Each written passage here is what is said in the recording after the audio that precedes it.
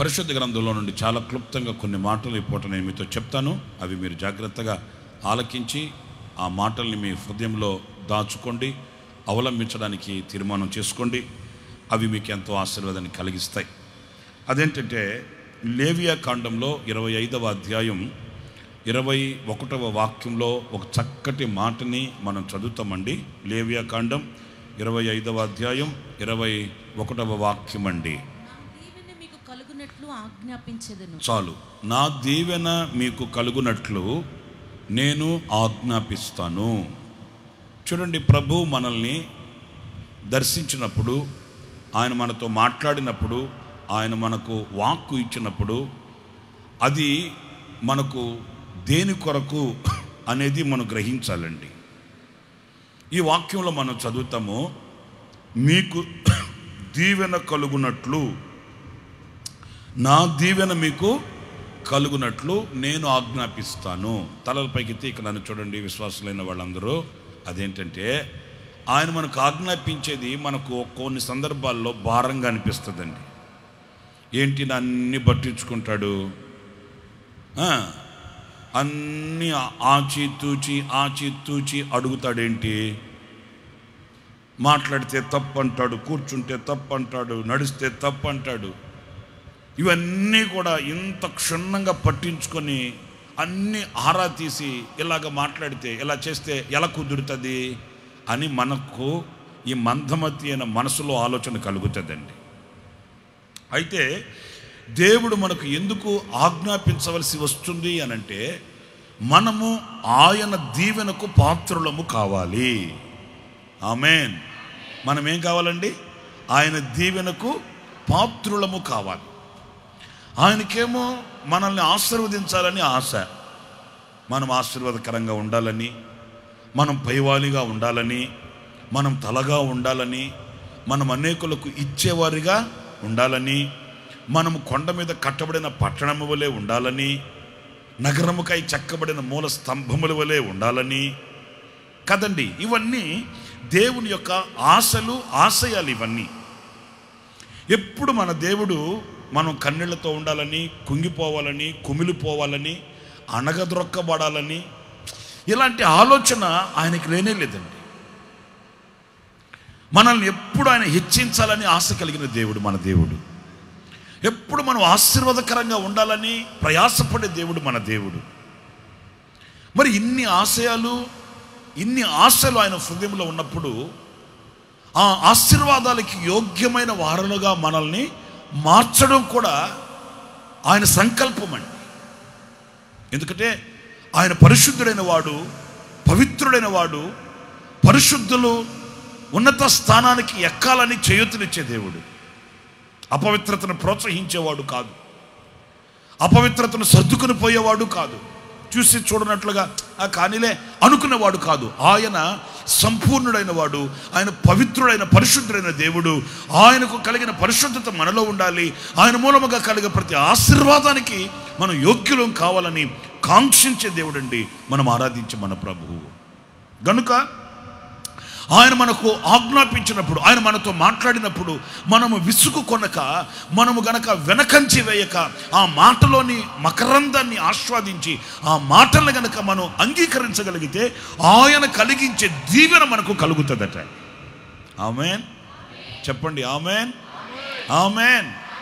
మనమేమో ఆయన మాట్లాడినప్పుడు మనం పెడచెవిన పెడుతున్నాం, ఆ మాటకి విలువ ఇవ్వట్లేదు, ఆ మాటని మనస్కరించట్లేదు. అర్థమవుతుందండి? మనం మనుషుల మాటకి విలువనిస్తాం, దేవుని మాటకి విలువనివ్వలేకపోతున్నాం. చూడండి, మీరు కొన్ని మాటలు నేను చెప్తాను, జాగ్రత్తగా చదవండి. ఆయన మాటలు మనకి ఏం చేస్తాయంటే, తిమోతికి దైవజనుడు పౌలు రాసిన 2వ పత్రిక 3వ అధ్యాయం 15వ వాక్యం చూడండి. ద్వారా రక్షణార్థమైన జ్ఞానము నీకు కలిగించుటకు శక్తిగల పరిశుద్ధ లేఖనములను. అదిగో చూసారండి, శక్తి కలిగిన పరిశుద్ధ లేఖనాలు ఏం చేస్తాయి? రక్షణార్థమైన జ్ఞానాన్ని ఇస్తాయి అంటండి. ఆయన మాటలు మనం అంగీకరిస్తే, ఆయన మాటలకు మన శిరస్సు వంచితే, ఆ మాటలు, ఆ ఆజ్ఞలు, లేక ఆయన శాసనాలు, ఆయన యొక్క నిబంధనలు మనకు రక్షణార్థమైన జ్ఞానాన్ని ఇస్తాయి అంటండి. బుర్ర తక్కువ పనులు చేయము, ఏదైనా జ్ఞానంగా ఉంటుంది. ఆ జ్ఞానం కుటుంబాన్ని కడుతుంది, స్తోత్రం కలుగునుగాక. ఆ జ్ఞానం జయమునిస్తుంది, స్తోత్రం కలుగునుగాక. ఆ జ్ఞానం వివేకమై ఉంటుంది, స్తోత్రం కలుగునుగాక. ఆ జ్ఞానము చేత మనం గొప్ప సాక్షులమై బ్రతకగలుగుతాం. ఈ రక్షణార్థమైన జ్ఞానం ఆయన మాట మనకు కలుగు చేస్తుంది, ఆయన వాక్కు కలుగు చేస్తుంది అంటే. అంతేనా? ఇర్మియా గ్రంథం 15వ అధ్యాయం 16వ వాక్యం కూడా చూడండి. ఇర్మియా గ్రంథం 15వ అధ్యాయం 16వ వాక్యం. నీ మాటలు నాకు దొరకగా నేను వాటిని విన్నానయ్యా, భుజించానయ్యా. సైన్యములకు అధిపతియగు యెహోవా, దేవా, నీ పేరు నాకు పెట్టబడిన గనుక నీ మాటలు నాకు సంతోషమును. ఆ మాట చూడండి, నీ మాటలు నాకు సంతోషమును, నేను అంటాను ప్రియులరా, లోకంలో మనకి ఎక్కడ దొరుకుతుంది సంతోషం? లోకంలో మనకు ఆనందం ఎక్కడ దొరుకుతుంది? ఎన్ని తింటే, ఎన్ని వింటే మనకు శాశ్వతమైన సంతోషం, శాశ్వతమైన ఆనందం మనకు కలుగుతుంది? ఇదిగో వాక్యం ఏమంటుందంటే, దైవజనుడు ఏమంటాడంటే, నీ వాక్యము నేను వినగా, నీ లేఖనాలను నేను వినగా, ఆ మాటలు నా హృదయానికి ఏం కలిగించాయట? సంతోషం. ఆమేన్ చెప్పండి, ఆమేన్, హల్లెలూయా. ఆనందం. మీకు ఎవరికైనా సంతోషం కావాలంటే కొత్త బట్టలు వేసుకుంటే రాదు, లేకపోతే ఆదివారం పూట ఫుల్గా పేకల కాన తిని ఊరంతా తిరిగితే రాదు. ఒక శాశ్వతమైన ఆత్మ సంబంధమైన ఆనందం ఎక్కడ కలుగుతుందంటే, ఆయన మాటకు మనం లోబడి, ఆయన వాక్యాన్ని మనం విని, ఆయన వాక్యానికి శిరస్సు వంచి, ఆ వాక్యము చేత మనం నడిపించబడడానికి ఎప్పుడైతే మనం అంగీకరిస్తామో, ఆ మాట మనకు ఎక్కడ లేని, లోకంలో ఎక్కడ దొరకని సంతోషాన్ని కలిగిస్తుందండి. ఆమేన్, హల్లెలూయా, హల్లెలూయా. డబ్బుతో దొరకని సంతోషం, పదవులలో దొరకని సంతోషం, సిరి సంపదలలో, భోగభాగ్యాలలో దొరకని ఆనందం, ఆ సంతోషాన్ని మనము దేవుని మాటలో చూడగలుగుతామండి, అనుభవించగలుగుతామండి. కావాలంటే 1,00,000 రూపాయలు లేకపోతే 10 లక్షల రూపాయలు మీ జోబులో పెట్టుకొని ఉదయం 6 గంటల నుండి సాయంకాలం 10 గంటల దాకా తిరగండి. సందు సందు, గుందు గుందులో తిరగండి. ఎన్ని కోట్లు ఉన్నాయో అన్ని కోట్లు తిరగండి. ఏది ఒక 10 లక్షల రూపాయలు జేబులో పెట్టుకొని ఊరు మొత్తం తిరగండి. సాయంకాలంకి కాళ్ళు తీతలు పుట్టి అది బోలో యేసు మహారాజు కేక ఇంటికెళ్ళి అలసిపోయి సొలిసిపోయి కళ్ళు గుంటలు పడిపోయి మూతి ముందుకొచ్చి కళ్ళు లోపలికి వెళ్ళి ఏది 10 లక్షల రూపాయలతో కదా ఇకారంగా అయిపోద్ది ఆకారం అంతా. ఏరా బాబు ఇట్లాగైపోయినామంటే ఉదయం నుంచి తిరుగుతాను.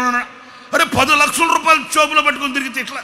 అదే వ్యక్తి మరుసటి రోజు ఉదయం 6 గంటల నుండి సాయంకాలం 9 గంటల దాకా దేవుని మందిరంలో కూర్చొని దేవుని వాక్యాన్ని చదివి పాటలు పాడి ఆనందించి ఆ తర్వాత సాయంకాలం మాత్రం ముఖం చూడండి ఎట్లుంటుందా. మీకు అర్థమైందా? 10 లక్షల రూపాయలు, కోట్ల రూపాయలు ఇవ్వలేని ఆనందం, సంతోషం నీ హృదయానికి దేవుని వాక్యం కలిగిస్తుందండి. హల్లెలూయా, హల్లెలూయా. అంత మాత్రమే కదట, కీర్తనలో 107వ కీర్తన 20వ చరణంలో చూడండి. ఆయన తన వాక్కును పంపి స్వస్థపరుస్తాడంటండి. ఆయన వాక్కు ఏం చేస్తుంది? నోళ్ళ తెరిచి మాట్లాడండి. ఆయన వాక్కు స్వస్థపరుస్తుందట. ఆయన మాటకి నువ్వు లోబడితే, ఆయన మాటకి శిరస్సు వచ్చితే, ఆయన మాటకి సమ్మతిస్తే నీ శరీరంలో ఉన్న ప్రతి రోగం తొలగిపోద్దండి. అది దీర్ఘకాల వ్యాధి అయినా, ఎన్నో సంవత్సరాల నుంచి నిన్ను వేధిస్తూ బాధిస్తూ కృంగదీస్తూ నిన్ను వెనుకకు లాగుతున్న ఏ శరీర బలహీనత అయినప్పటికీ కూడా, ఏ డాక్టర్లకి ఏ వైద్యులకు అంతుపట్టని దాచబడి ఉన్న బలహీనత అయినప్పటికీ కూడా ఆయన మాటకు గనక నువ్వు లోబడి, ఆయన మాటకు గనక శిరస్సు వంచి ఆయన మాటను గనక నువ్వు సమర్థించగలిగితే ఆ రోగాల వ్యవస్థ కుప్పకూలిపోద్ది. ఆ మాటలో అంత శక్తి ఉందండి, ఆయన మాటలో అంత ప్రభావం ఉందండి, ఆయన మాటలో అంత జీవం ఉందండి. హల్లెలూయా. ఒక శతాధిపతి యేసుప్రభు దగ్గరకు వచ్చి అదే అడిగాడు, అయ్యా నా పనివాడు రోగి అయి ఉన్నాడు, నీ మాట పంపయ్యా. అతనికి తెలుసు యేసయ్య మాటలో జీవం ఉంది. ఆ జీవము కలిగిన మాట నా దగ్గరకు వస్తే, నా పనివాడి దగ్గరకు వెళితే ఆడి బలహీనత తొలుగుతుంది, ఆడు స్వస్థ చిత్తుడు అవుతాడు, ఆ రోగపు వ్యవస్థలో నుండి అతడు లేపబడతాడన్న విశ్వాసం అతనికి కలిగింది. ఆయన మాట మనల్ని స్వస్థపరుస్తుందట. మీకు ఇంకో మాట కూడా చెప్తాను. 119వ కీర్తన 50వ చరణంలో మనం చదివితే, 119:50వ చరణం, నీ వాక్యము నన్ను బ్రతికించి ఉన్నది. ఆహా ఆహా, ఆ మాటే, ఆ వాక్యే నా బాధలో ఏం కలుగు చేస్తుందంట? చెప్పండి, ఏం కలుగు చేస్తుందట? నెమ్మది. నేను ఒక్క మాట మిమ్మల్ని అడుగుతాను, మీరంతా తెలుగు వచ్చిన వాళ్ళే కదా, తెలుగు వచ్చారాదా? మలయాళ వాళ్ళు ఎవరైనా ఉన్నారు ఇక్కడ? చైనా వాళ్ళు ఎవరైనా ఉన్నారా? లేరు. తెలుగు వాళ్ళు కనుక నాకు సమాధానం చెప్పండి మరి. అదేంటంటే, బాధలో ఉన్నప్పుడు నెమ్మది ఉంటుందా? చెప్పండి. బాధల్లో ఉన్నప్పుడు నెమ్మది ఉంటుందా? ఆ బాధల్లో ఉన్నప్పుడు ఎవడన్నా వచ్చి మనల్ని విసిగిస్తే మనకేమనిపిస్తుంది? పప్పు గుత్తి తీసుకొని, పప్పు గుత్తి దెబ్బతో వాడు మరలా వెనక్కి తిరిగి చూడడేక, చెప్పులు కూడా మనిషి వెళ్ళిపోతాడు ఇక్కడ. ఇంకంతే కదా. ఎందుకంటే ఉన్నదే విసుగులో ఉన్నాం, మనం ఉన్నదే బాధల్లో ఉన్నాం. ఆ బాధల్లో వచ్చి ఎదురుగా కూర్చొని ఊరకని విసుగొస్తున్నాడు అనుకోండి, అలాగుంటుంది. అయితే ఒక మాట చెప్పనా, నువ్వు ఎంత బాధలో ఉన్నా దేవుని వాక్యం కనుక నీ దగ్గరకు వచ్చిందంటే ఆ తక్షణమే నీ బాధ మబ్బు విడిపోయినట్లుగా విడిపోద్దండి. అవును, ఆ వాక్కుకి అంత శక్తి ఉంది.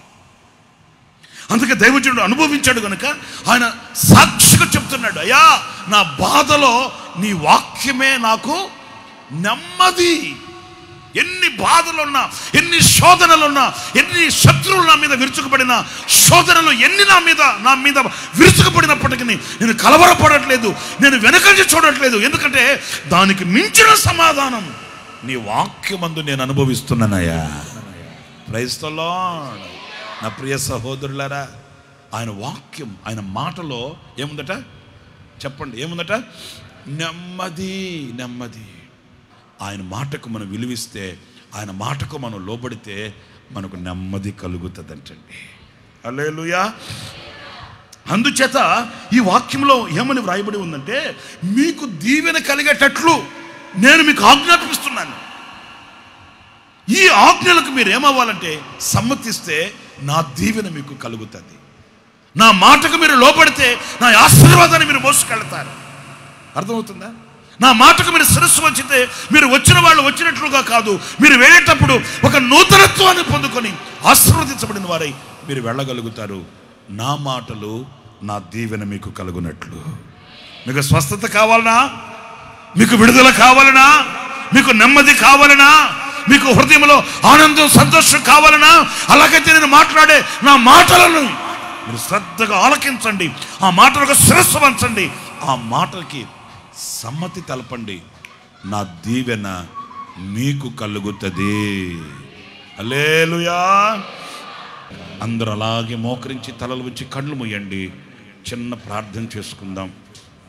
అందరూ తలలు ఉంచి కళ్ళు మూసి ప్రభుతో ఒక నిత్య నిబంధన చేయండి. నీ కొరకు ప్రార్థన చేస్తున్నాం. ప్రేమ స్వరూపి పరిశుద్ధుడా యేసయ్యా, మీ పరిశుద్ధమైన నామమును బట్టి మీకు వేలాది స్తుతులు స్తోత్రము చెల్లిస్తున్నాం.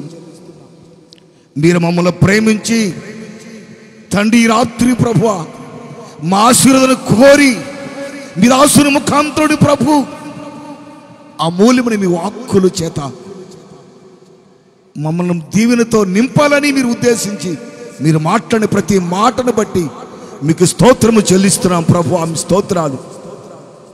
తీర్మానంతో నీ వైపు చేతులు చాపున్నారు ప్రభు.